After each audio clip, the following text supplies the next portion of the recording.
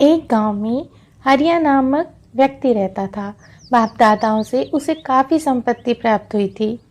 बड़ा खेत, बहुत बड़ा मकान, ढेर सारी गाय और भैंसें, सभी कुछ उसके पिता से ही उसको प्राप्त हुआ था। पर वह बड़ा ही आलसी था। सिर्फ खाना और सोना ही उसे पसंद था। उसकी पत्नी रमा नाम से ही लक्ष्मी नहीं बल्कि गुणों से भी लक्ष्मी थी। वह बहुत मेहनती थी।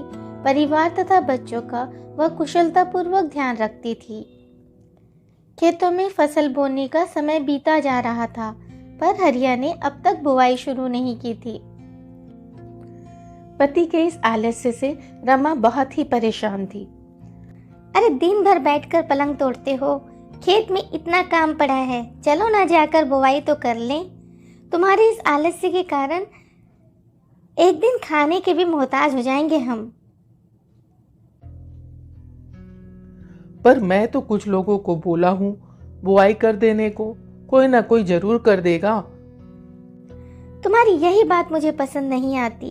रहने दो तुम, मैं खुद ही जाती हूँ कुछ करने के लिए। मैं खुद ही बुआई कर लूंगी, तुम पड़े पड़े सोते रहो। अरे अरे, तुम अकेले क्यों करोगी?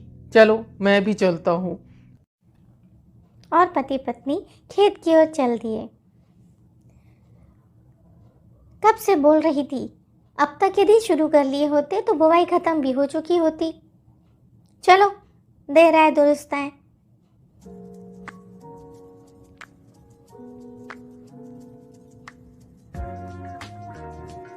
और अंततः रमा और हरिया ने अपने खेत की बुवाई खत्म कर ली। तभी रमा बोली, अजी सुनो। हाँ बोलो। मेरे मायके से खबर आई है, मेरे पिताजी का स्वास्थ्य ठीक नहीं है, इसलिए मैं कुछ महीनों के लिए मायके जा रही हूँ। फसल पक जाए तो समय से कटाई कुटाई कर लेना, सोते ही मत रह जाना। हाँ हाँ, तुम बेफिक्र होकर जाओ, बच्चों को भी साथ ले जाओ, उनकी भी कुछ दिन की छुट्टियां हैं। पत्नी के जाने पर हरिया ने चैन की सांस ली। अब उसे कोई टोकने वाला जो नहीं था और वो बेफिक्र होकर अपने दिन बिताने लगा। दिन रात केवल खाता और सोता। उन्हीं दिनों एक सारस अंडे देने के लिए सुरक्षित जगह की तलाश करती हुई आई। आलसी किसान को देखी तो उसे हरिया का खेत ही सबसे उपयुक्त स्थान लगा और खेत में एक उचित स्थान देखकर उसने अंडे दिए और उनकी सुरक्षा करने लगी।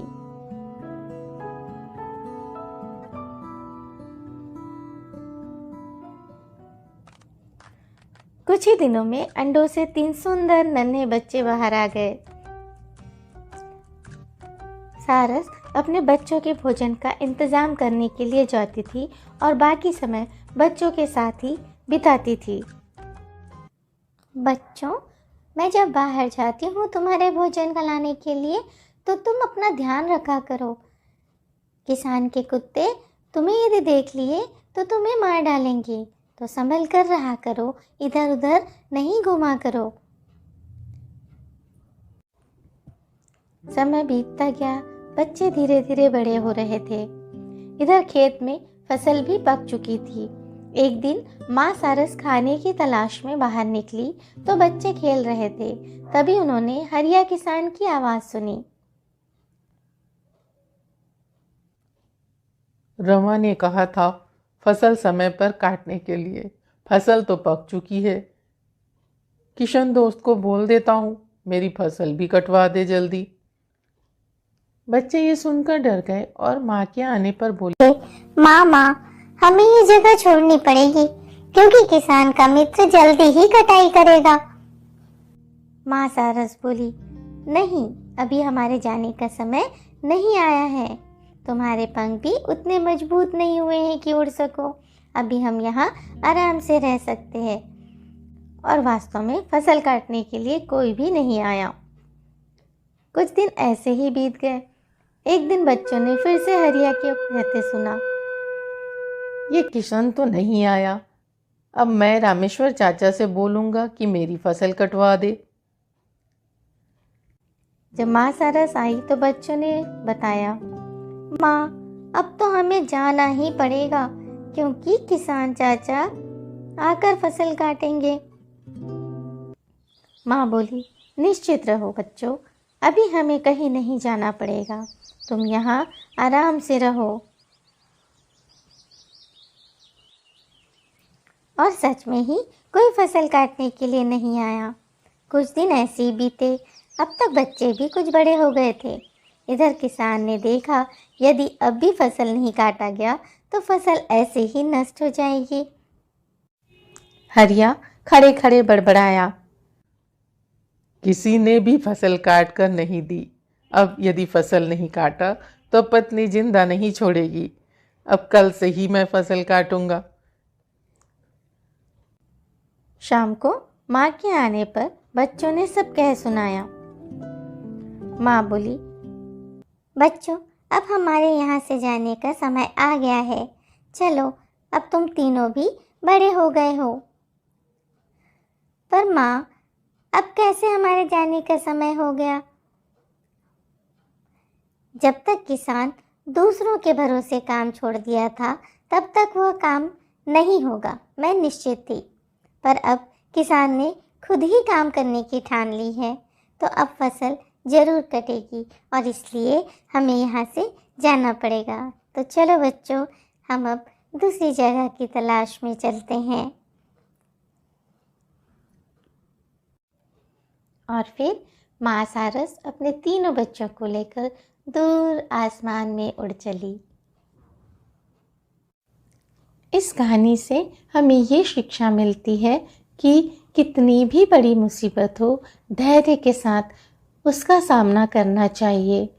दूरदर्शिता के साथ समय और परिस्थितियों को देखते हुए निर्णय लेना चाहिए। एक जंगल में तरह तरह के पशु पक्षी रहा करते थे। सभी जानवर अपना सुख दुख साझा करते हुए मज़े से गुजर बसर करते थे। जंगल के बीच एक बड़ा सा तालाब था। सभी प्राणी उसी तालाब के जल का उपयोग पीने और अन्य कार्यों के लिए करते थे। जंगल का राजा शेर सिंह अत्यंत आलसी था। वह इतना आलसी था कि यदि उसकी नाक पर कोई मक्खी भी बैठ जाए तो उसे उड़ाने के लिए अपने मंत्री चीता को आवाज़ देता था। ओ चीते, तुम्हें दिख नहीं रहा? मेरे नाक पर मक्खी बैठी हुई है, भगाओ इसे। हाँ महाराज, अभी उड़ाता हूँ। शेर सिंह को भूख लगती तो उसके लिए शिकार भी उसके दोनों मंत्री ही करके लाते थे। शेर सिंह आलसी जरूर था, पर वो जानवरों को बेवजह सताता नहीं था और उन्हें बेवजह मारता भी नहीं था। सब कुछ अच्छा ही चल रहा था कि अचानक कहीं से मगरमच्छों का एक झुंड तालाब में आकर रहने लगा। मगरमच्छ बहुत ही खतरनाक थे। कोई भी तालाब में पानी पीने के लिए उतरता तो वो उसे तालाब के अंदर खींच लेते थे और मार डालते थे। अब जंगल के प्राणी पीने के पानी के लिए भी तरसने लगे। सभी जानवर शेर सिंह के पास गए। श्यामू भैंस ने कहा, महाराज, मगरमच्छों के आ जाने से हम असुरक्षित हो गए हैं। हम पानी पीने के लिए तालाब तक नहीं जा सकते।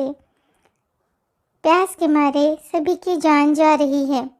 जंगल में यही एकमात्र तालाब है महाराज। अब हमारा क्या होगा?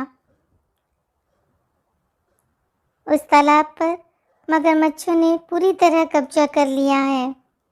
अब आप ही कुछ उपाय कीजिए महाराज और हमारे प्राण बचाइए। आलसी राजा ने कहा, मैं क्या कर सकता हूँ? उन मगरमच्छों को मारने गया तो वो मुझे ही पानी में खींच लेंगे और मार डालेंगे। मैं उनसे नहीं लड़ सकता। पर आप हमारे महाराज हैं। आप यदि हमारी रक्षा नहीं करेंगे तो हमारी रक्षा कौन करेगा? सभी जानवरों ने कहा। शेर सिंह ने अपने दोनों चीता मंत्रियों की ओर देखा। हाँ जी महाराज, आप सही कह रहे हैं, पर हम भी यदि कुछ करने गए तो मगरमच्छ हमें भी मार डालेंगे। फिर महाराज, हमें तो पानी की कोई समस्या भी नहीं है। हमारी गुफा के पीछे जो कुआं है उससे हमारे जल की आवश्यकता तो पूरी हो ही जाती है। हाथी ने कहा। तो महाराज, हमें कृपा करके उस कुएं के पानी को ले जाने दीजिए। अरे नहीं, उस कुएं में इतना पानी नहीं कि तुम सबके लिए पानी की व्यवस्था हो सके, मंत्री ने कहा। सभी जानवर चिंतित हो गए। अब हमारा क्या होगा महाराज? तभी वहां खड़ी लोमड़ी बोली, मेरे पास एक उपाय है। आप सब बोलो तो मैं बताऊं। हाँ, तो बताओ ना। क्यों ना हम सब मिलकर एक नया तालाब खोद लें, फिर पानी की कोई समस्या ही नहीं रहेगी। हाँ, हम यह कर सकते हैं। सभी जानवर एक साथ बोले और सभी जानवर एक साथ मिलकर तालाब खोदने में लग गए। कुछ ही दिनों में एक बड़ा तालाब खोद लिया वो सब मिलकर। तालाब में जल भी भर आया। सभी जानवर खुशी से झूम उठे, पर उनकी खुशी कुछ ही देर की थी। लोमड़ी अचानक बोल पड़ी, महाराज का आदेश है कि जिसे भी इस तालाब का जल पीना हो उसे जल कर देना होगा, और जो भी उनकी आज्ञा का पालन नहीं करेगा उन्हें दंड मिलेगा। सभी जानवर डरकर टैक्स के रूप में कुछ न कुछ सामान देते। मधुमक्खियाँ शहद ला कर देती, खरगोश गाजर ला के देता, हाथी गन्ना ला कर देते। तो ऐसे ही सभी जानवर कुछ न कुछ टैक्स के रूप में देते और चालाक लोमड़ी उन सब के मज़े लूटती। किसी में भी यह साहस नहीं था कि वो शेर सिंह के पास जाकर फरियाद करता। एक दिन एक बंदर घूमते घूमते तालाब के पास पहुंचा। तालाब का स्वच्छ पानी देखकर वह पानी पीने तालाब के समीप गया, पर तुरंत ही लोमड़ी वहां आई और बोली, ए बंदर, तुझे नहीं पता क्या? बिना टैक्स दिए इस तालाब का पानी कोई भी नहीं पी सकता। पानी पीने में कैसा टैक्स? मैं कोई टैक्स नहीं दूंगा। ठहर जा बंदर, कैसे पानी पिएगा मैं भी देखती हूँ। ये कहकर लोमड़ी ने बंदर की हाथों को अपने मुंह से पकड़ लिया। बंदर दर्द से बिलबिला उठा और किसी तरह हाथ छुड़ाकर वहाँ से भागा।